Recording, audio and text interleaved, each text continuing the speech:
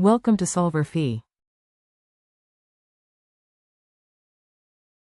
Alright, so for this problem, I'm going to let x be my number of type A modules, and y represent the number of type B modules.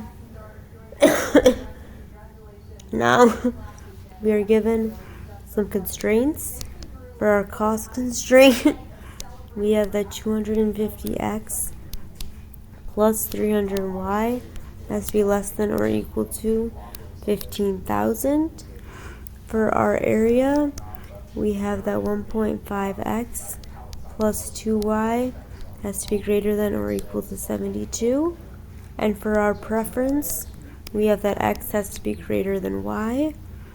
Now we want to maximize our power. So our objective function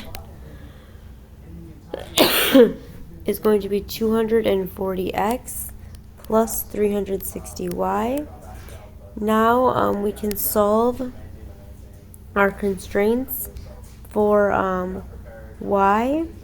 If we solve our these to find our values in x and y, we can figure out which one is going to satisfy both constraints and the preference constraints.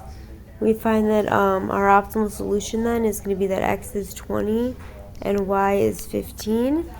That means that we want to produce 20 of our type A module and 15 of our type B module.